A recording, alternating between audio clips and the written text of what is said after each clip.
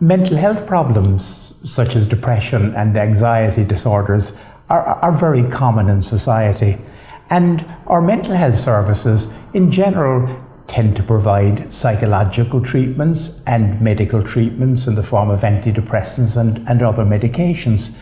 And I think too frequently we forget the importance of things such as diet and exercise in relation to our mental health.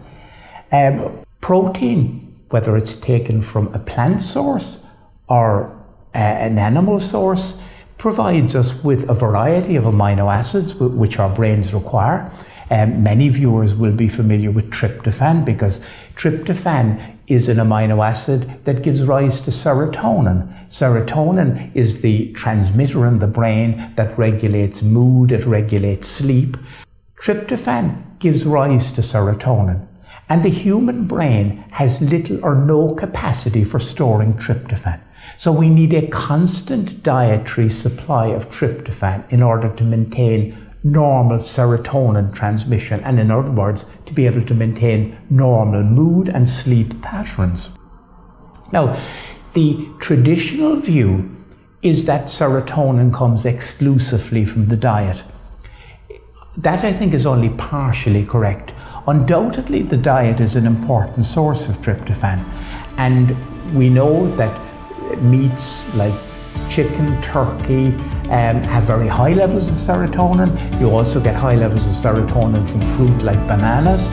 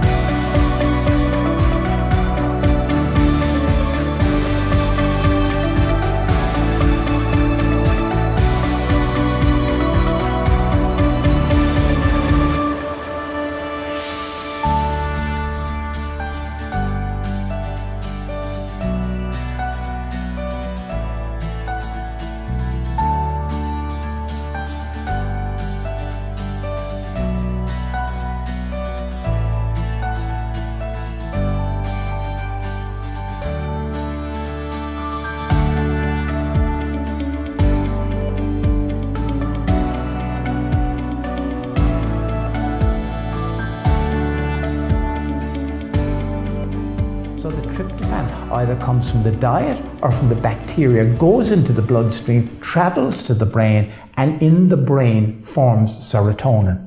If one asks the question, how does one set oneself up for the day? What's the best breakfast to get the day started?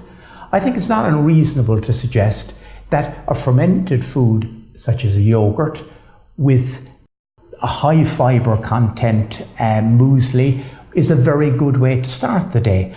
It is important, I think, as well, though, to point out that we can take in things that are quite bad for our general mental health. Now, trans fats, for instance, trans fats are industrially produced fats. They're used in the fast food industry quite a lot, but it is increasingly clear that they have a negative impact on mental health as well. So too much convenience foods or fast foods that have high levels of trans fats are definitely bad for our mental health. Obviously, I've pointed out the components of the diet that are very important and are necessary for our brains and for our guts. So what changes are you going to make to look after your well-being?